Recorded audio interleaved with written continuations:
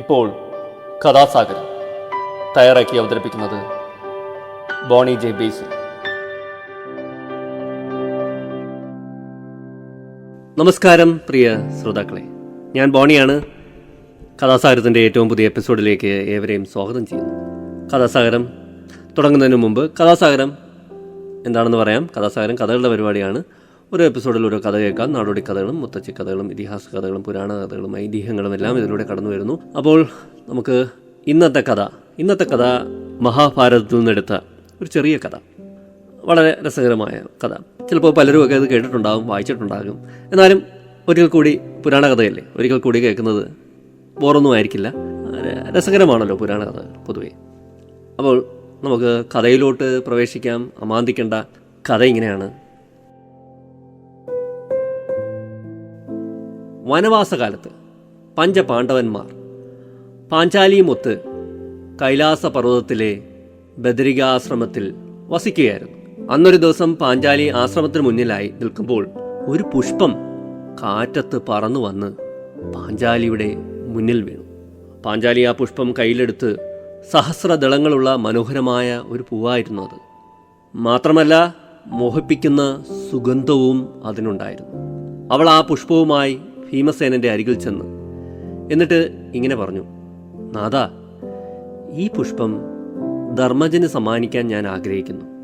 അങ്ങേക്ക് എന്നോട് യഥാർത്ഥ സ്നേഹമുണ്ടെങ്കിൽ ഈ ഇനത്തിലുള്ള കുറേ പൂക്കൾ കൂടി കൊണ്ടുവന്ന് തരിക. തൻ്റെ കയ്യിലുള്ള സൗഗന്ധിക പുഷ്പവുമായി പാഞ്ചാലി ധർമ്മജന്റെ അരികിലേക്ക് പോകുകയും ചെയ്തു. ഭീമൻ പാഞ്ചാലിയുടെ വാക്കുകൾ കേട്ട് 4 ദിക്കിലേക്കും തലയുയർത്തി സുഗന്ധം വരുന്ന ദിക്ക് മനസ്സിലാക്കാൻ ശ്രമിച്ചു. എന്നിട്ട് അമ്പും വില്ലും ഗദയും കയ്യിലെടുത്തുകൊണ്ട് വനത്തിലൂടെ നടക്കാൻ തുടങ്ങി. ഭീമൻ 100 ആനകളുടെ ശക്തിയുള്ള വീരശൂരനാണെന്നറിയാമല്ലോ. ഗദ ചുഴറ്റിയും ഉറക്കെ ഒച്ചയിട്ടും മുന്നിൽ കാണുന്നതൊക്കെ തച്ച് തകർത്തും ഭീമൻ മുന്നോട്ട് നീങ്ങി.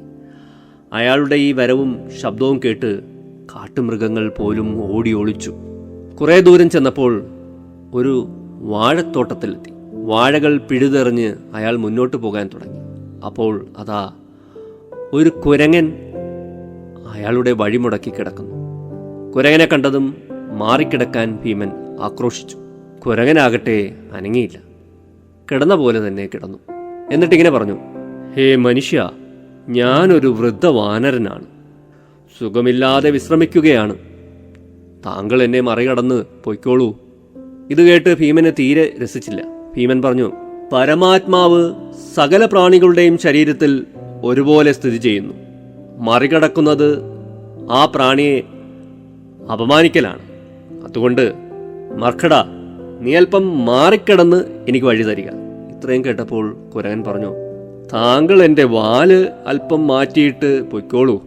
ഇത് കേട്ട് ഭീമൻ ഗദയെടുത്ത് കുരങ്ങൻ്റെ വാല് ചിക്കി മാറ്റാൻ ശ്രമിച്ചു. വാൽ അനങ്ങുന്നില്ല. വീണ്ടും ബലത്തിൽ ഒന്ന് ഉയർത്താൻ ശ്രമിച്ചു. ഇല്ല, വാല് മാത്രം അനങ്ങുന്നില്ല. കൂടുതൽ വാശി തോന്നിയ ഭീമൻ സർവശക്തിയുമെടുത്ത് ഗദ വാലിനടിയിലേക്ക് തിരികെ ഉയർത്താൻ ശ്രമിച്ചു. അപ്പോൾ ഗദ ഞെരിയുന്ന ശബ്ദം കേട്ടു. ഒരു കുരങ്ങന്റെ വാല് അനക്കാൻ പോലും തനിക്കാകുന്നില്ലെങ്കിൽ ഈ കുരങ്ങൻ നിസാരക്കാരനല്ലെന്ന് ഭീമന് മനസ്സിലായി. ഭീമന്റെ എല്ലാ അഹങ്കാരവും ആ നിമിഷം ഇല്ലാതായി. ഭീമൻ ഉടനെ കുരങ്ങന്റെ കാൽക്കൽ വീണ് നമസ്കരിച്ചിട്ട് പറഞ്ഞു: വാനര രാജാവേ, അങ്ങ് ദേവനോ ഗന്ധർവനോ? അങ്ങ് ആരാണെന്നറിയാൻ ഞാൻ ആഗ്രഹിക്കുന്നു. കുരങ്ങൻ ഉടനെ എഴുന്നേറ്റ് നിന്നുകൊണ്ട് പറഞ്ഞു: ഞാൻ ഹനുമാനാണ്, നിന്റെ ജ്യേഷ്ഠൻ. ഭീമൻ ഇത് കേട്ട് ഹനുമാനെ പ്രണമിച്ചു. എന്നിട്ട് പറഞ്ഞു: എൻ്റെ ജ്യേഷ്ഠനെ ആദ്യമായി എനിക്ക് കാണാനായി. ഇനി എൻ്റെ ഒരു ആഗ്രഹം കൂടി അങ്ങ് സാധിച്ചു തരണം. അങ്ങ് സമുദ്രം താണ്ടിയ സമയത്ത് സ്വീകരിച്ച മഹാരൂപം കാണാൻ ഞാൻ ആഗ്രഹിക്കുന്നു. ഭീമന്റെ നിർബന്ധം കാരണം ഹനുമാൻ പർവ്വതത്തോളം വികസിച്ച് തൻ്റെ പൂർവ്വരൂപം കാണിച്ചു കൊടുത്തു. പിന്നീട് ശരീരം സങ്കോചിപ്പിച്ചു. എന്നിട്ട് ഭീമനെ മാറോട് ചേർത്ത് ആശ്ലേഷിച്ചു.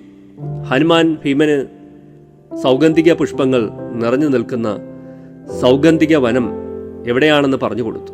നിറഞ്ഞ കണ്ണുകളോടെ ഭീമനെ ആശീർവദിച്ച് യാത്രയാക്കി. ഭീമൻ ശരിയായ വഴി മനസ്സിലാക്കി വീണ്ടും സൗഗന്ധിക പുഷ്പം തേടി മുന്നോട്ട് നടന്നു. അപ്പോൾ ഇത്രയുമാണ് കഥ. മഹാഭാരതത്തിൽ നിന്നുള്ള ചെറിയൊരു ഏട്.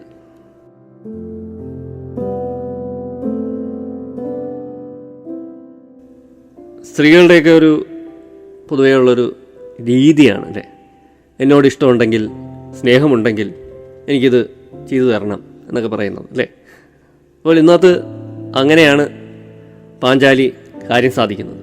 ഭീമനോട് ചെന്ന് പറയുകയാണ്, നാഥാ, ഈ പുഷ്പം ധർമ്മജന് സമ്മാനിക്കാൻ ഞാൻ ആഗ്രഹിക്കുന്നു. അങ്ങേക്ക് എന്നോട് യഥാർത്ഥ സ്നേഹമുണ്ടെങ്കിൽ ഈ ഇനത്തിലുള്ള കുറേ പൂക്കൾ കൂടി കൊണ്ടുവന്ന് തരിക എന്നാണ് പറയുന്നത്. ഭീമൻ്റെ സ്നേഹത്തെ ചൊടിപ്പിക്കുകയാണ് അല്ലേ. അത് പാഞ്ചാലി, സ്നേഹമുണ്ടോ, സ്നേഹമുണ്ടെങ്കിൽ എന്നൊക്കെ പറഞ്ഞ് എനിക്കിത് ചെയ്തു തരിക എന്നൊക്കെ പറഞ്ഞ്. എനിക്ക് അന്നും ഇന്നുമൊക്കെ സ്ത്രീകൾ പൊതുവെ ഉപയോഗിക്കുന്ന ഒരു തന്ത്രമാണ്. രണ്ടാം ഊഴത്തിൽ MT വളരെ മനോഹരമായിട്ട് ഈ ഭീമൻ്റെ നായകത്വത്തെ വരച്ച് നമ്മുടെ മുന്നിലോട്ട് വെക്കുന്നുണ്ട്. ഞാൻ പലപ്പോഴും പറഞ്ഞിട്ടുണ്ട് ഈ കാര്യം. രണ്ടാം ഊഴത്തിൽ ഭീമനാണ് യഥാർത്ഥ നായകനെന്ന് MT തൻ്റെ തൂലികയിലൂടെ സമർത്ഥിക്കുന്നുണ്ട്.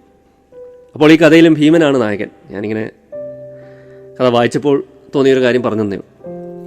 നമ്മൾ മഹാഭാരതം നോക്കിക്കഴിഞ്ഞാൽ ഈ വിഭജനങ്ങളുടെ ഒരു പുസ്തകം എന്നുകൂടി വേണമെങ്കിൽ നമുക്ക് അതിനെ പറയാം.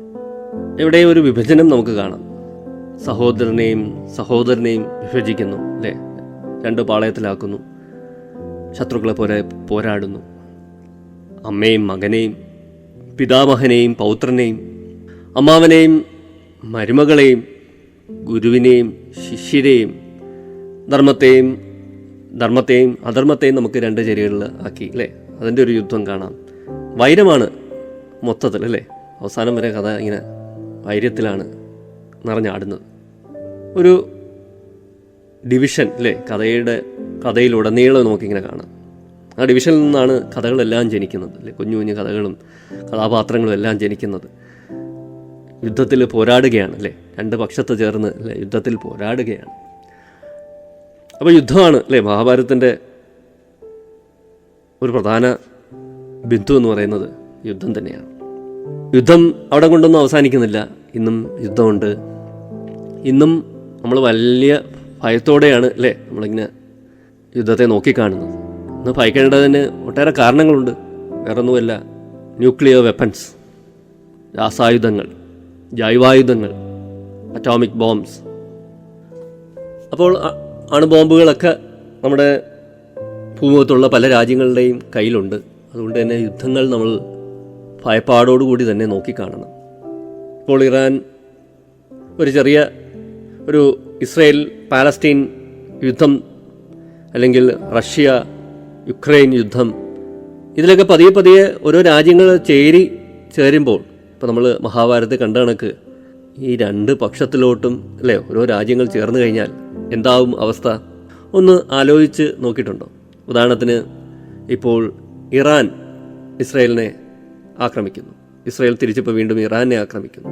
അങ്ങനെ ഈ ഇസ്രയേൽ പാലസ്തീനിയൻ യുദ്ധത്തിൻ്റെ ഭാഗമായിട്ട് പക്ഷം ചേർന്നിട്ടാണ് ഇപ്പോൾ അല്ലേ ഇറാൻ്റെ ആക്രമണം. അപ്പോൾ ഞാൻ അതാണ് പറഞ്ഞത്, അങ്ങനെ ഓരോ രാജ്യങ്ങൾ ഇങ്ങനെ പക്ഷം ചേരാൻ തുടങ്ങിയാൽ നമ്മളിപ്പോൾ മഹാഭാരതത്തിൽ ഞാൻ സൂചിപ്പിച്ച പോലെ ഇരുപക്ഷത്തും രാജ്യങ്ങളായി, വിഭജനമായി, യുദ്ധമായി, കെടുതിയായി, മനുഷ്യർ പരസ്പരം പോരടിക്കുകയായി, പിന്നെ അതൊരു യുദ്ധത്തിലൊക്കെ ആയിക്കഴിഞ്ഞാൽ അല്ലേ അണുശക്തികളാണ് ഇവരെല്ലാം. ന്യൂക്ലിയർ ബോംബ് എന്നൊക്കെ പറഞ്ഞാൽ അല്ലേ അതൊക്കെ, അല്ലെങ്കിൽ രാസായുധങ്ങൾ, അല്ലെങ്കിൽ ജൈവായുധങ്ങൾ, ഇതൊക്കെ പ്രയോഗിച്ചു കഴിഞ്ഞാൽ എന്താവും സ്ഥിതി? ഒട്ടേറെ പേരുടെ ജീവൻ നഷ്ടപ്പെടും. മഹാഭാരതത്തിൽ അവസാനം ഇതെല്ലാം കഴിഞ്ഞിട്ട് ചോദിക്കുന്ന ചോദ്യമുണ്ട്, ഇവിടെ ആരാണ് ജയിച്ചത്? സ്വന്തം ഉറ്റവരും ഉടയവരും എല്ലാം തന്നെയല്ലേ മരിച്ചു കിടക്കുന്നത്? ഇതൊരു ജയമാണോ എന്ന് തോന്നിപ്പോകുന്ന അവസ്ഥയാണ് അവസാനം മഹാഭാരത യുദ്ധത്തിൽ കാണുന്നത്. അതൊരു വിജയമായിട്ട് വിജയിച്ചവർക്ക് തോന്നുന്നില്ല. പക്ഷേ യുദ്ധം ചെയ്യുമ്പോഴൊന്നും നമുക്ക് യുദ്ധത്തെക്കുറിച്ച് അങ്ങനെ തോന്നാറില്ല. അവിടെ പോരാട്ടമാണ്, അവിടെ വീര്യമാണ്, അതിനാണ് ഏറ്റവും പ്രാധാന്യം. ജയിക്കണം, ശത്രുവിനെ തോൽപ്പിക്കണം, ശത്രുവിനെ ഇല്ലാതാക്കണം എന്നൊക്കെ ചിന്തിച്ച് പടപൊരുതുകയാണ്. അപ്പോൾ ഇസ്രയേലിൻ്റെ കാര്യം തന്നെ നോക്ക്. ഒരുമിച്ച് കഴിഞ്ഞിരുന്ന കുറേ ജനവിഭാഗങ്ങളാണ് എന്തിൻ്റെയൊക്കെ പേരിൽ മതമായിരിക്കാം, അല്ലെങ്കിൽ ജാതിയായിരിക്കാം, വർണ്ണമായിരിക്കാം, എന്തിൻ്റെയൊക്കെ പേരിൽ രണ്ട് മനസ്സായി മാറുന്നു. പലപ്പോഴും ജനങ്ങൾക്ക് ഇതിനകത്ത് വലിയ പങ്കൊന്നും കാണില്ല. ജനങ്ങൾക്ക് ഇങ്ങനെയുള്ള ചിന്തകളൊക്കെ കുറവായിരിക്കാം. പക്ഷേ ഭരണകേന്ദ്രങ്ങളിൽ അത് കത്തിജ്വലിക്കും, ആ തീവ്രമായ വൈര്യം. അപ്പോൾ അതൊക്കെ നോക്കിക്കാണുന്ന ഒത്തിരി രാജ്യങ്ങളുമുണ്ട്. ഈ അവസ്ഥയൊക്കെ മുതലെടുക്കുന്ന രാജ്യങ്ങളുണ്ട്. വലിയ കോർപ്പറേറ്റ് കമ്പനികളുണ്ട്. യുദ്ധം അവർക്ക് ആവശ്യമാണ്. അവരുടെ ലാഭം കുമിഞ്ഞുകൂടും. അതിൽ പ്രവർത്തിക്കുന്ന എഞ്ചിനീയർമാരുണ്ട്, അല്ലേ? ആ യുദ്ധക്കോപ്പുകൾ നിർമ്മിക്കുകയും അല്ലെങ്കിൽ ബോംബുകൾ നിർമ്മിക്കുകയും ഫൈറ്റർ പ്ലെയിനുകൾ നിർമ്മിക്കുകയും ഒക്കെ ചെയ്യുന്ന വലിയ കമ്പനികളുണ്ട്, കോർപ്പറേറ്റ് കമ്പനികളുണ്ട്. അവിടെ ഒട്ടേറെ പേർ ശാസ്ത്രജ്ഞരും റിസേർച്ച് ചെയ്യുന്നവരും ഇതിൻ്റെ സോഫ്റ്റ്വെയറും ഹാർഡ്വെയറും എല്ലാം നോക്കി നിർമ്മിക്കുകയും അത് നിർമ്മാണത്തിൽ പങ്കുചേരുകയും ചെയ്യുന്ന ഒത്തിരി തൊഴിലാളികളുണ്ട്. അതൊരു തൊഴിൽ ഇടം കൂടിയാണ്, തൊഴിൽ അവസരമാണ്. അപ്പോൾ അവർക്കൊക്കെ ആ തൊഴിൽ വേണമെങ്കിൽ യുദ്ധം നടന്നേ പറ്റൂ. അതാണ് ഇതിൻ്റെ വേറൊരു വശം എന്ന് പറയുന്നത്. ഒട്ടേറെ പേര് തൊഴിലെടുക്കുന്ന മേഖല കൂടിയാണ്, അല്ലേ? യുദ്ധം കൊണ്ടാണ് അവരൊക്കെ പുഷ്ടിപ്പെടുന്നത് സാമ്പത്തികമായിട്ടൊക്കെ, അല്ലേ? അവരുടെ ജീവിതം മുന്നോട്ട് പോകുന്നത് യുദ്ധങ്ങളുണ്ടാകുമ്പോഴാണ് കൂടുതൽ പച്ച പിടിക്കുന്നത് അവർക്ക്. അല്ലെങ്കിൽ അവർക്ക് ആ കമ്പനികൾക്ക് തൊഴിലാളികളെ പിരിച്ചുവിടേണ്ടി വരും. അപ്പോൾ പലർക്കും ജോലി നഷ്ടപ്പെടും, അവരുടെ ലാഭത്തിൽ ഒട്ടേറെ കുറവ് വരും. അപ്പോൾ അവരെപ്പോഴും ആഗ്രഹിക്കുന്നത് പലപ്പോഴും യുദ്ധം ഉണ്ടാകാനായിരിക്കും, അല്ലേ? അങ്ങനെയുണ്ട്. ചില ചിത്രങ്ങൾ ഞാനിങ്ങനെ പറഞ്ഞതേ ഉള്ളൂ യുദ്ധവുമായിട്ട് ബന്ധപ്പെട്ട്. അപ്പോൾ നമ്മൾ ഇപ്പോഴത്തെ യുദ്ധത്തെ വളരെ ജാഗ്രതയോട് വേണം കാണാൻ, ആശങ്കയോട് വേണം കാണാൻ. യുദ്ധം യുദ്ധമാണ്. യുദ്ധത്തിന് ഒരു മാരകശേഷിയുണ്ട്, പ്രഹരശേഷി ഭയങ്കരമാണ്, അല്ലേ? പ്രത്യേകിച്ച് ഇക്കാലത്തെ യുദ്ധം. നമ്മൾ യുദ്ധങ്ങളൊക്കെ പോരാടാൻ വേറെ ചില മാർഗങ്ങളൊക്കെ അന്വേഷിക്കേണ്ടിയിരിക്കുന്നു. ഈ നിരപരാധികളെ ഒഴിവാക്കിയുള്ള യുദ്ധമൊക്കെ ചെയ്യാൻ പഠിക്കേണ്ടിയിരിക്കുന്നു. എന്തായാലും യുദ്ധം ഒഴിവാക്കാൻ പറ്റത്തില്ലല്ലോ. അതെങ്ങനെ നിരപരാധികളെ ഒഴിവാക്കിയിട്ടുള്ള യുദ്ധം ചെയ്യാമെന്നൊക്കെ കൂടി നമ്മൾ സത്യം പറഞ്ഞാൽ അങ്ങനെയുള്ള ഗവേഷണങ്ങളാണ് നടക്കേണ്ടത്. വളരെ പ്രിസൈസായിട്ട്, വളരെ കൃത്യമായിട്ട്, പ്രസിഷനോടുകൂടി യുദ്ധങ്ങൾ ചെയ്യാൻ പറ്റിയിരുന്നെങ്കിൽ, അല്ലേ? എത്രയോ പേര് ബോംബിടുമ്പോൾ എത്രയോ കുട്ടികൾ ആശുപത്രികളിൽ ബോംബ് വീഴുന്നു, അല്ലേ? ആഹാരത്തിന് വേണ്ടി കാത്തിരിക്കുന്നവരുടെ ഇടയിലേക്ക് ബോംബ് വീഴുന്നു. എന്താണ് അവരൊക്കെ ചെയ്തത്? യഥാർത്ഥത്തിൽ യുദ്ധത്തിന് ആഹ്വാനം ചെയ്യുന്നവർ സുഖമായിട്ടിരിക്കുന്നു.